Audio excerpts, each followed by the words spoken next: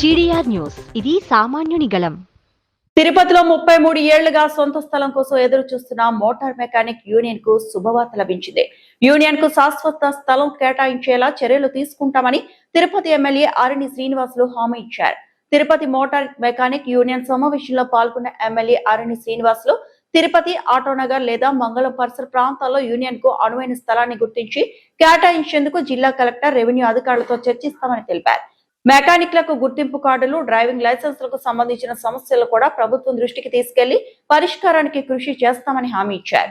Union అధ్యక్షుడు మునిరెడ్డి మాట్లాడుతూ 3 దశాబ్దాలుగా కొనసాగుతున్న స్థల పోరాటానికి ఎమ్మెల్యే హామీతో సభ్యుల్లో కొత్త ఆశలు చిగురించాయని అన్నారు. ప్రమాదాల్లో గాయపడిన 2 మెకానిక్లకు యూనియన్ తరపున ఆర్థిక సహాయం, నిత్యావసర సరుకులు అందజేశారు. అలాగే మరమ్మతులకు ఇచ్చిన వాహనాలకు సంబంధించిన నినాదాలను నివారించేందుకు ప్రత్యేక కార్యాచరణ చేపట్టనున్నట్లు యూనియన్ ప్రకటించింది. ఈ క్యాలెండర్ ని మనం షాపుల ముందు అతికించుకొని రేపు వాట్సాప్ లో పెట్టాలా ప్రతి ఒక్కరు. లైసెన్స్ అనేది చాలా ముఖ్యం. డ్రైవింగ్ లైసెన్స్ అందరూ అడుగుతారు, అది నీకు డ్రైవింగ్ లైసెన్స్ ఉందా అని అంటారు. ఏమన్నా దేనికి పోవాలన్నా కూడా ప్రత్యామ్నాయంగా కనుక్కొని దానికి ఇబ్బంది లేకుండా చేసేదానికి నేను కూడా సహకరిస్తాననేసి మీకు తెలియజేస్తాను. వదిలేసి వారం తరబడి, నెలల తరబడి కూడా వదిలేసి వెళ్ళిపోతూ ఉంటారు. అది రోజు తెల్లారితో బయట పెట్టి సాయంకాలం లోపల పెట్టే ప్రాబ్లమ్స్ చాలా ఉంటాయి. ప్లేస్ మీకు చిన్నది ఉంటాయి. ఆ చిన్నదిలో మీరు లోపల కూర్చొని చేయాలంటే వీలు కాదు. బయట వరండాలో కానీ ఇంకా ముందుగా కానీ కూర్చొని మీరు చేసుకునే అవకాశాలు ఎక్కువగా ఉంటాయి.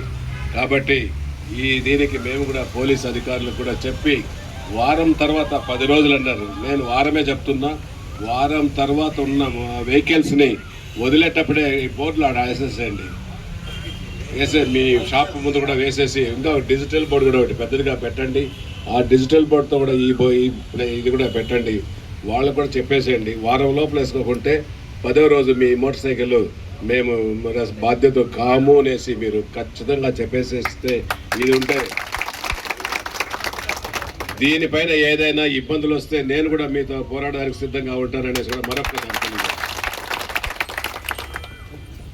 పోలీసు వారికి కూడా దీన్ని ఇంటిమేట్ చేసి అందరికీ కూడా నేను జిల్లా ఎస్పీ గారి దృష్టికి, డిఎస్పీ గారి దృష్టికి కూడా తీసుకెళ్ళి వాళ్ళకు కూడా ఈ యొక్క సమస్య చెప్తాను. ఇది చాలా ముఖ్యమైన సమస్య మీకు.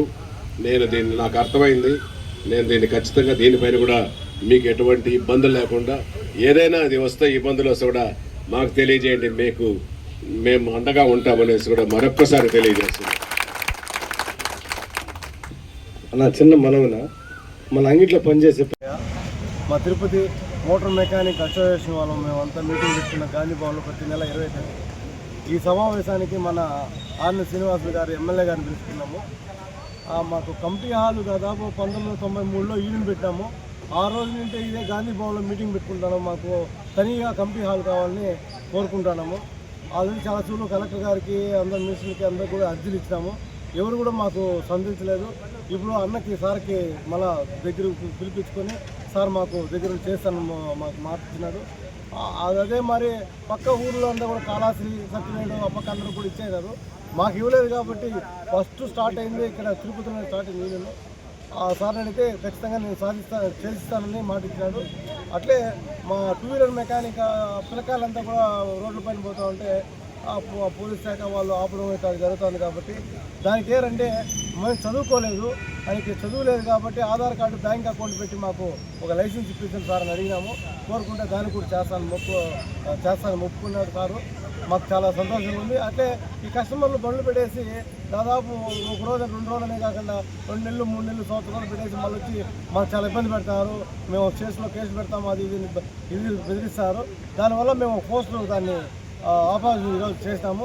20 రోజుల పైన బండి పెట్టుకోవడానికి లేదు. లేదంటే ఆ పైన ఉంటే పోలీస్ స్టేషన్లో మేము హ్యాండ్ ఓవర్ చేస్తాం.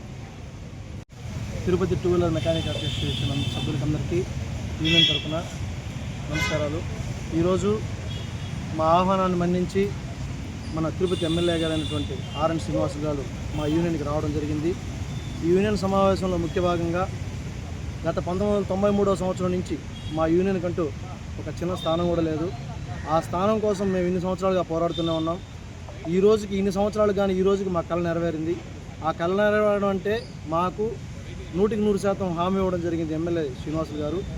తిరుపతిలో కానీ, ఆటోనగర్లో కానీ, మంగళంలో కానీ ఎక్కడైనా సరే మన యూనియన్కి కావాల్సిన కమిటీ హాల్కి సంబంధించిన స్థలాన్ని ఖచ్చితంగా మాకు ఎమ్మెల్యే గారు ఖచ్చితంగా ఇస్తారని హామీ ఇవ్వడం జరిగింది. అది కూడా వీలైనంత తొందరలో ఎంఆర్ఓ గారితోనూ, కలెక్టర్ గారితోనూ, ఆర్ఐ గారితోనూ మాట్లాడి మా యూనియన్కి సంబంధించిన ఏ స్థలం అయితే మేము కోరుకున్నామో ఆ స్థలాన్ని మాకు ఇవ్వడం కోసం అంగీకరించారు, సానుకూలంగా స్పందించారు. ప్రతి నెల 20వ తేదీ జరిగే మీటింగ్లో భాగంగా ఒక మెకానిక్ సోదరుడికి యాక్సిడెంట్ అయితే మా యూనియన్ తరపున 10,000 రూపాయల ఆర్థిక సహాయంతో పాటు మా యూనియన్ సభ్యులందరూ కలిసి 48,000 రూపాయల డబ్బుని, అదేవిధంగా ఒక నెలకు సరిపడే ప్రొవిజన్స్ అతనికి ఫ్యామిలీకి ఇవ్వడం జరిగింది. అంతేకాకుండా ఇక్కడ నుంచి ఒక 25 కిలోమీటర్ల డిస్టెన్స్లో ఉన్న మున్రెడ్డి అనే ఒక అబ్బాయికి యాక్సిడెంట్ జరిగింది. ఆ అబ్బాయి కూడా యూనియన్ తరపున 10,000 రూపాయల ఆర్థిక సహాయం జరిగింది. ఒక గర్వకారమైన విషయం ఎవరంటే మన యూనియన్ మెకానికల్కి ఎవరికి ఏ ఆపద జరిగినా కూడా మన యూనియన్ దగ్గరుండి మన సహాయ సహకారాలు అందించిన వెంటనే ఒక నెల రోజుల్లో కోలుకొని మళ్ళీ మా యూనియన్ మీటింగ్ రావడం జరుగుతుంది. ఇది చాలా గొప్ప విషయం. అంతా భగవంతుడు కలియుగ వెంకటేశ్వర స్వామి ఆశీస్సులను మేము అనుకుంటున్నాం. అంతేకాకుండా ఈరోజు మాకు డ్రైవింగ్ లైసెన్స్లకి హామీ ఇచ్చారు. మా మెకానిక్ షాపులో ఉన్న పెద్ద సమస్య ఏదంటే కస్టమర్స్ మా దగ్గర బండ్లు ఇచ్చిన తర్వాత 2 నెలలు 3 నెలలు పెట్టేసి తర్వాత వచ్చి మమ్మల్ని బెదిరించడం, భయాందోళనకు గురి చేయడం జరుగుతుంది.